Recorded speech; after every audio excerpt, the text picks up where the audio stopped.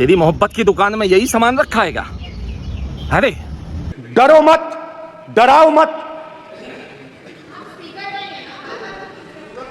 डरो मत, डराओ मत। और दूसरी तरफ शिव जी कहते हैं डरो मत, डराओ मत, अभय मुद्रा दिखाते हैं, अहिंसा की बात करते हैं, त्रिशूल को जमीन में गाड़ देते हैं। और जो लोग अपने आप को हिंदू कहते हैं वो 24 घंटा हिंसा हिंसा हिंसा, नफरत नफरत नफरत, असत्य सत्य असत्य। सच सुनना चाहते हैं ना राहुल गांधी? आज सच सुनाएगा तुम्हें हिंदू। क्या बोलता है महात्मा गांधी राष्ट्रपिता? अबे मूर्ख, तूने ही उस वीडियो में बोल दिया। पूरे देश को आज तक यह भ्रम में रखा गया कि महात्मा गांधी ने जो एक विचार रखा था कि यदि कोई इस गाल पे मारे तो इस गाल को आगे कर दो, वो अहिंसा परमो धर्म के चलते जो है उन्होंने ये विचार रखा था। लेकिन आज तेरे मुंह से तूने हक दिया संसद में कि वो जीसस क्राइस्ट से प्रेरित होकर के उन्होंने बोला। उसके बाद जीसस क्राइस्ट की इमेज देखिए, उसमें भी आपको अभय मुद्रा दिखाई देगा। जीसस क्राइस्ट की इमेज में भी अभय मुद्रा, डरो मत, डराओ मत। और जीसस क्राइस्ट ने कहा कि अगर आपको कोई थप्पड़ मारता है तो दूसरा गाल दिखा दो। इसका मतलब अंग्रेजों का दलाल था गांधी, और तू साले उन दलालों की तू हिंदुओं के बारे में बोलेगा? सुन, पूरा सच सुन के जा।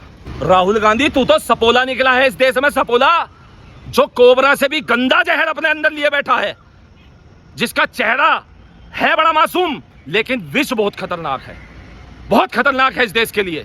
सच सुनना चाहता है ना? आगे सुन, क्योंकि अभी तो पुलिस कंप्लेंट भी कराने जाएगा। मैं वीडियो में पहले ही बोल चुका हूं कि भारत देश की संप्रभुता, अखंडता को हम सिर माथे लगाते हैं। जात पात, धार्मिक, क्षेत्रीय या भाषा या किसी को भी लेकर के कहीं भी हम विवादित इस वीडियो में कुछ नहीं कह रहे हैं। हम केवल वो विरोध की बात कर रहे हैं, और उसमें हम पहले ही बता चुके हैं, ना हम सत्य युग में है, ना हम त्रेता में है, ना हम द्वापर में है, हम इस घोर कल युग में है, जहां कुछ भाषा शैलियां ही समाज में रहते रहते हो गई है, जो समाज भी तुम कांग्रेसियों की ही कहीं ना कहीं उसमें देन भी है। समझे? तुम्हारी विचारधारा के बीच रह रह के। कश्मीर में क्या हुआ अभी, चल यहां से शुरू करता हूं मैं। अधीर रंजन चौधरी ने, तेरे ही नेता है ना, कांग्रेस के ही है ना, पश्चिम बंगाल में एक महिला के साथ सड़क पे लिटा लिटा के किस तरह से मारपीट की गई है, और वो अपराधी सीना चौड़ा करके उसे पुलिस ले जा रही है, हाथ तक नहीं पकड़ा हुआ है। चल कोई बात नहीं, सच सुनेगा ना? अधीर रंजन चौधरी ने सच बोला। तूने संसद में क्यों नहीं बोला? हम जब कह रहे हैं तू मणिपुर पे भी बात कर, तो तू पश्चिम बंगाल पे उस सच से डर क्यों जाता है? कश्मीर के मुद्दे पे जब जब भी बात हुई तू भाग क्यों जाता है? तूने आज तक क्यों नहीं बोला कि कश्मीर में हिंसा फैलाने वाले वो कौन लोग थे जिनकी वजह से वहां इतने लोगों ने पलायन कर दिया? तुझे आज तू कहता है तू नपुंसक विचारधारा पेश कर रहा है हिंदुओं के बीच में, नपुंसक बनाने का कार्य कर रहा है। तेरा 90 मिनट का वीडियो देख के हिंदुओं में इतनी व्याकुलता है। तेरा बहुत बढ़िया करते थे, तेरा माइक बंद करते थे, क्योंकि पता था उन्हें कि ये साला मूणमती ये कुछ भी बकेगा, कुछ भी आगेगा। जस्टिस तक को, हाई कोर्ट के जज तक को वहां पे गोलियां मारी गई थी कश्मीर में। तूने कभी बोला हिंसा और अहिंसा के बारे में? पुलिस तक को मारा गया, एयरफोर्स के अधिकारियों तक को वहां पे मारा गया। तूने कभी बोला? है?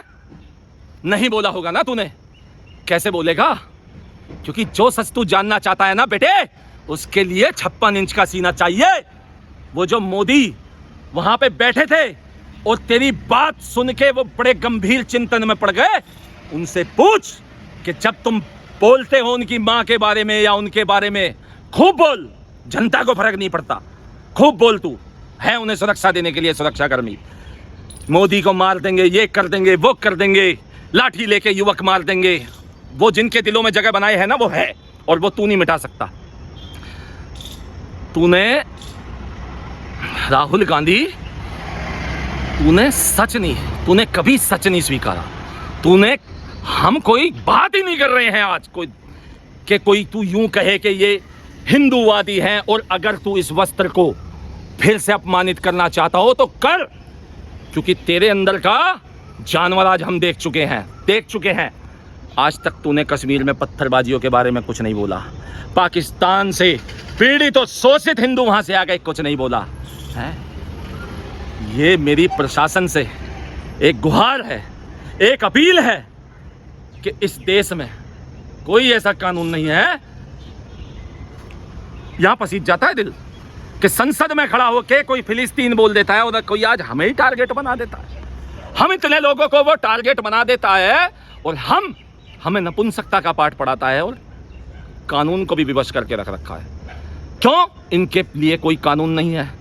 ये रसूखदार हैं, ये ओहदेदार हैं, ये राजा परिवार का टैग लिए बैठे हैं। बिल्कुल नहीं चलेगा। तुझे हिंदू धर्म का ये अपमान इतना भारी पड़ेगा, जो तूने बोला ना शिव जी का त्रिशूल, सुन रहे हो विदेशी, तूने अहिंसा का प्रतीक बनाया। तुझे तेरी उस माँ ने, जिसने बलि का बकरा बनाया है, उसने ये नहीं बताया कि तांडव में उसी शिवजी महाराज ने उस त्रिशूल से ना जाने कितनों को सबक सिखाया है। तेरे साले में गंदे के हिंदू नहीं, तू साले संसद में बैठ के देख, तू चला संसद। और हमारी अपील है प्रशासन से, सरकारों से, यह संसद जब तक नहीं चलेगी, जब तक ये हिंदुओं के अपमान पे कोई कार्रवाई नहीं होगी। बहुत घोर अपमान किया गया है। कहां जाएंगे इस देश को छोड़ के? अरे किधर जाएंगे? ये विदेशी राज करेंगे? एक मछली पूरे तालाब को गंदा कर देती है, और वही तालाब बना दिया इसने इंडिया गठबंधन। जो व्यक्ति आज नगीना विधानसभा से जीता, जो जनादेश में हमने भी कहीं ना कहीं माना कि वास्तव में समाज को दरकरार थी कि उन्हें भी अपना एक नेता चाहिए था। अगर कुछ लोग हैं जो उसका समर्थन करते हैं तो ठीक है भाई, वो भी तो हमारे अपने हिंदू भाई हैं, तो हम उस जनादेश को भी तो स्वीकार करते हैं। लेकिन आज जिसने अपने ना इसके जैसों के चलते इनकी संगत में बैठ के उन्होंने अपने नाम के आगे रावण तक लिखा, जो भली बात जानते होंगे रावण एक प्रचंड विद्वान ब्राह्मण था, जिसने मरते मरते जय श्री राम बोला है। आज जो शंकर भगवान का मैं कह रहा हूं उससे बड़ा पुजारी कोई नहीं था, शिव जी भगवान का। ये नहीं बताया तुझे राहुल गांधी? आज तू उसे इस तरह भड़का रहा है कि वो कांवड़ यात्रा का विरोध कर रहा है। अरे है हिम्मत किसी में? अभी बैठा है बाबा वहां। प्रशासन से अपील है, मुझे मेरे कहे पर कोई अफसोस नहीं है, और हां भावनाएं आहत हुई हैं, बिल्कुल हुई हैं, क्योंकि जिस संविधान का ढीकरा वहां पे फोड़ा जाता है ना, वो हम भी पढ़ते हैं साहब, और उसमें समानता के अधिकार की बात है साहब। और न्यायपालिका से यह उम्मीद है कि हम वो भी जानते हैं कि उस समानता के अधिकार में एक रीजनेबल क्लासिफिकेशन नाम से एक शब्द है, जो कहता है कि एक अलग अलग तरह के यदि ग्रुप हैं तो उनके अधिकार अलग हो सकते हैं, परंतु जो संविधान की मर्यादा में रहेगा वही तो उस ग्रुप में रहने का अधिकारी होगा। जो खुद अनरीजनेबल एक्ट करेगा उसके लिए क्या? जितने भी हिंदू संगठन हैं, अब तुम सुन लो भैया, बड़े बड़े पोस्टर बनाओ, जय जयकार लगाओ, मुर्दाबाद जलाओ, पुतले जलाओ, और दूसरे दिन घर में बैठ जाओ।